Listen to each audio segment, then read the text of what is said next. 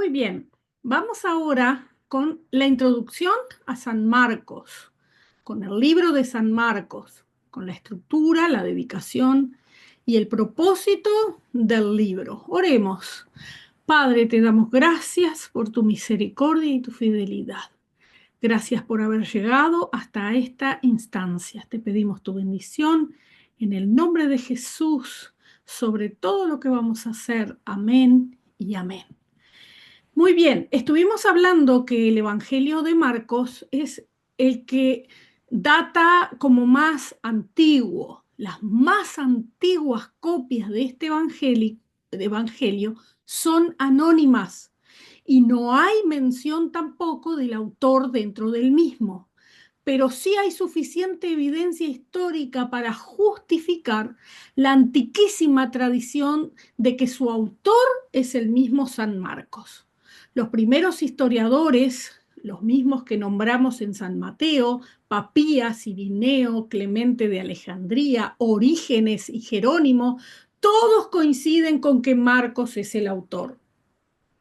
Por testimonio de ellos mismos, que coinciden diciendo en sus escritos desde el año 180 después de Cristo que Marcos fue el discípulo e intérprete de Pedro el apóstol, quien nos entregó por escrito las cosas que Pedro predicaba y narraba. Esto lo escribió Irineo.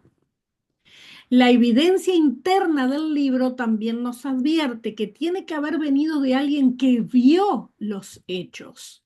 Por ejemplo, Marcos escribe que Jesús recostó la cabeza sobre un almohadón del timonel de la popa del barco. Marcos 4:38. Pero Jesús se había dormido en la parte de atrás apoyando sobre una almohada. Apoyado sobre una almohada. Lo despertaron y le dijeron, maestro, ¿no te importa que nos estemos hundiendo? Obviamente quien escribió esto tiene que haberlo visto porque es un detalle demasiado que podía haber pasado desapercibido que se recostara sobre un almohadón, pero Marcos da este detalle. También da este otro, la hierba era verde en la alimentación de los 5.000. Marcos 6:39, y les mandó que hiciesen recostar a todos por grupo sobre la hierba verde. También el discurso de Pedro en la casa de Cornelio, el de Hechos 10:34 al 43, presenta muchas analogías con el Evangelio de Marcos. El estilo rápido y directo que presenta como centro a Jesús, el Hijo de Dios, quien tomó forma de siervo y cumplió el plan perfecto de Dios. ¿Quién es Marcos? Marcos es un judío de Jerusalén mencionado en Hechos, en las cartas de Pablo y Primera de Pedro. Llevaba dos nombres, Juan, nombre hebreo, y Marcos, sobrenombre romano. Lo encontramos en Hechos 2:12, 25, 13:5, 13, 15:37 y también 39. Era hijo de una viuda rica llamada María, cuya casa era el centro de reunión para los primeros cristianos en Jerusalén. Podemos decir que en la casa de Juan Marcos, surgió la iglesia en Jerusalén, en la casa de su mamá, ¿verdad? Llevado a Antioquía por Bernabé y Pablo, lo encontramos en Hechos 12:25, Marcos los acompañó también en el primer viaje misionero en calidad de ayudante. Lo encontramos en Hechos 13, capítulo 13, versículo 5, encargado probablemente de los arreglos del viaje, de la comida, del hospedaje. Por razones que se desconocen, se separó de Bernabé y Pablo y volvió solo a Jerusalén. Probablemente era muy joven, no le sentó el viaje, no se adaptó y se regresó. Capítulo 13, versículo 13, lo cual dio lugar a una desavenencia entre Pablo y Bernabé cuando estaban a punto de salir para el segundo viaje. Lo encontramos en Hechos capítulo 15 del 36 al 41. El Marcos de Hechos y el que se menciona en Colosenses 4:10, en Filemón 24 y en segunda de Tito 4:11 son una misma persona, como lo demuestra el hecho de que Pablo en Colosenses 4:10 transmita a los colosenses el saludo de Marcos, el primo de Bernabé.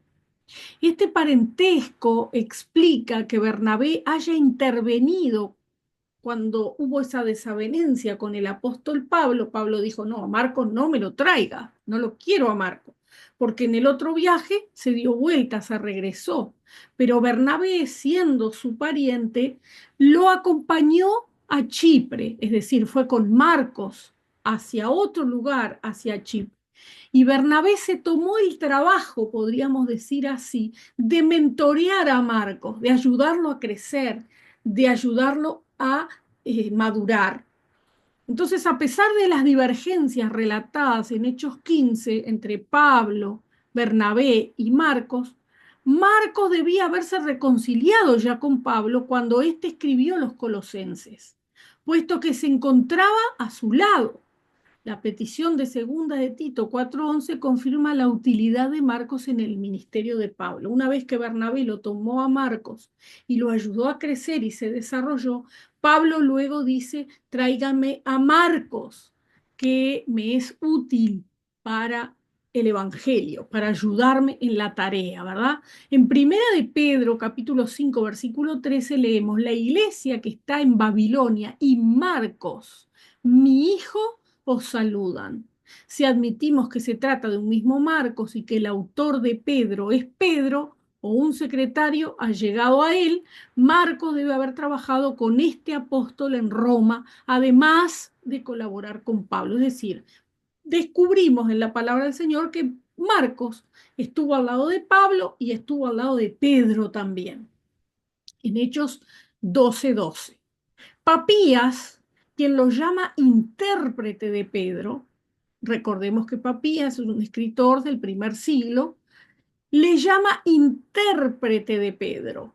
Evidentemente confirman esto. La expresión mi hijo es una muestra de cariño que unían al apóstol y también a su discípulo. Nosotros podemos ver cómo Marcos creció y se desarrolló en la fe y en el ministerio también.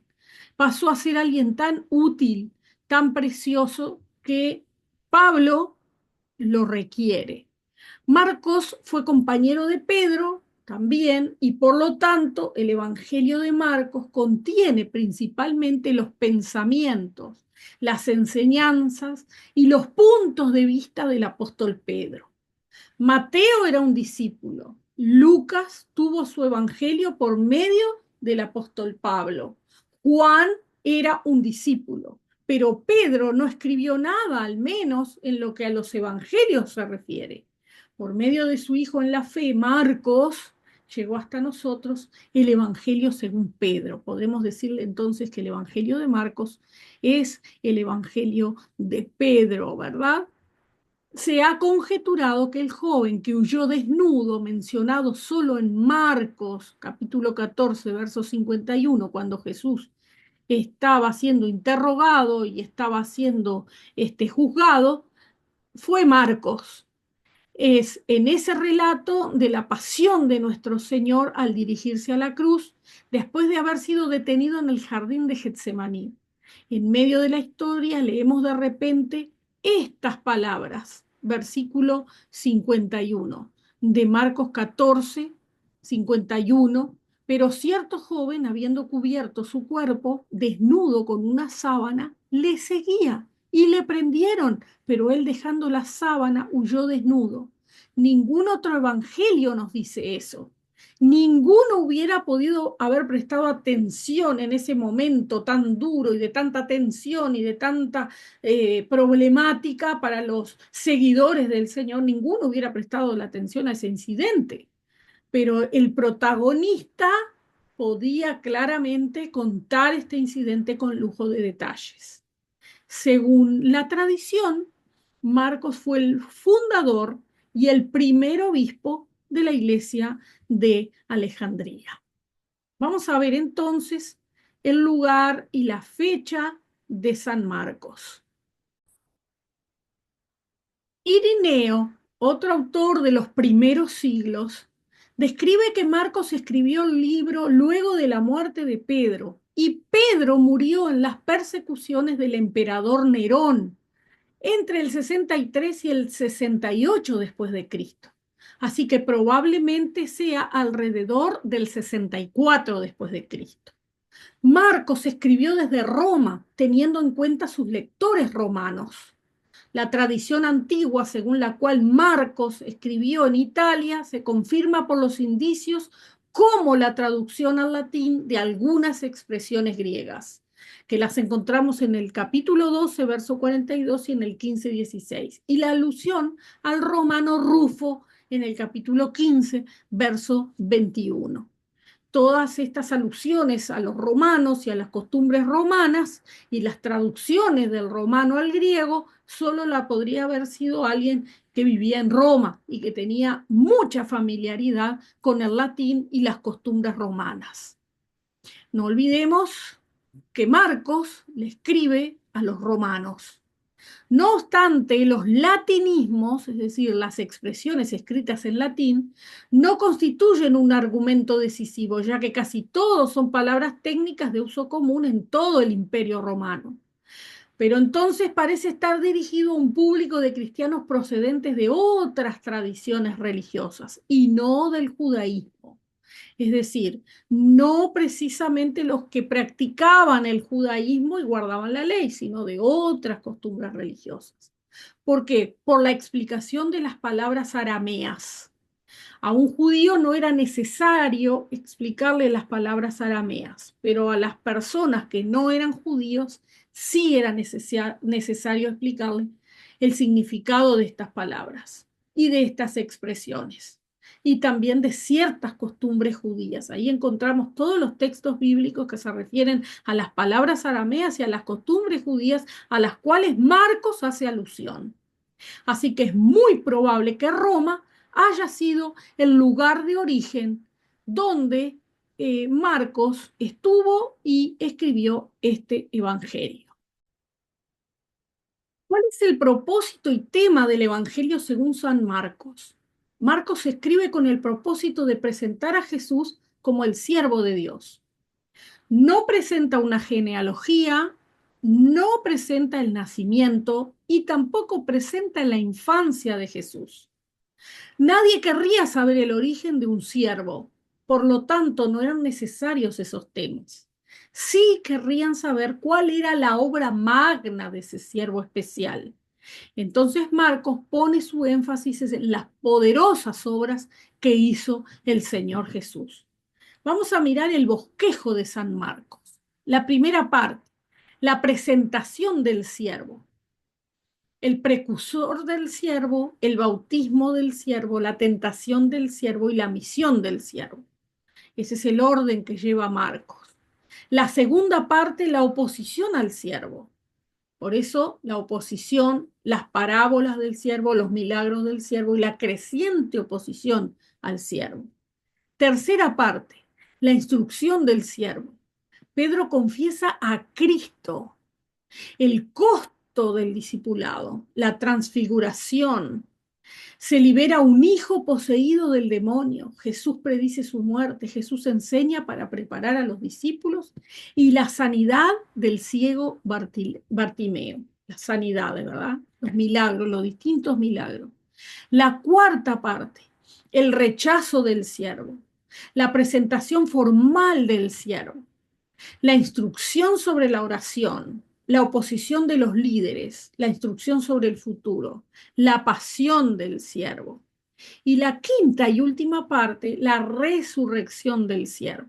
Entonces, Marcos relata la resurrección de Jesús, las apariciones luego resucitado y la ascensión al cielo. Vamos a mirar el estilo literario de San Marcos. Es un estilo de acción.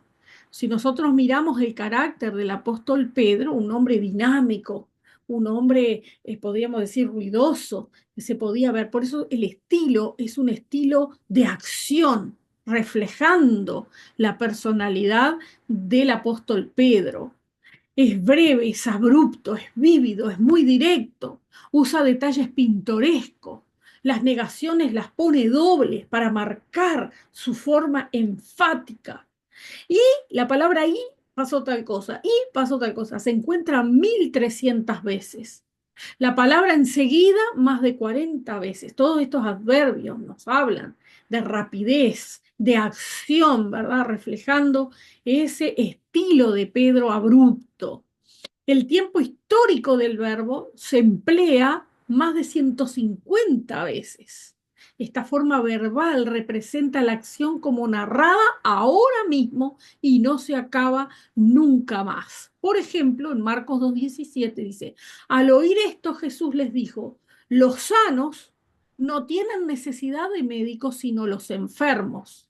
No he venido a llamar a justos, sino a pecadores. No dice, los sanos tenían en pasado necesidad de médico, ni dice, los sanos tendrán necesidad de médico, sino que los habla en un tiempo que es continuo. Los sanos no tienen en ningún momento de la vida necesidad de un médico, sino los que tienen necesidad de un médico en todo tiempo de nuestra vida son los enfermos.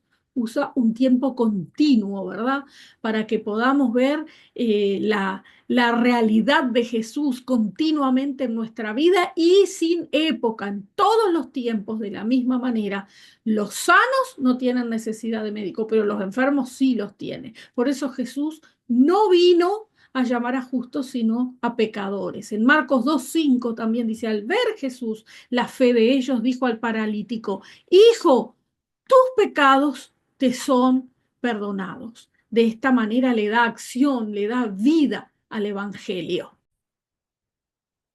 También podemos dividir el contenido del libro entero de Marcos en estas secciones. Primero, el ministerio público de Jesús en Galilea, donde se registran varios acontecimientos, sanidades, milagros, la oposición de los líderes religiosos, y luego tenemos sus viajes a ciudades como Tiro, Sidón y Decápolis. En segundo lugar, su ministerio en Judea y Perea. Camino a Jerusalén, instruye a sus discípulos. En Jericó sana al ciego Bartimeo. Enseguida tenemos la parte final de su ministerio, que comprende la entrada a Jerusalén y la purificación del templo, así como las últimas controversias con los líderes religiosos y su grandioso discurso apocalíptico en el Monte de los Olivos.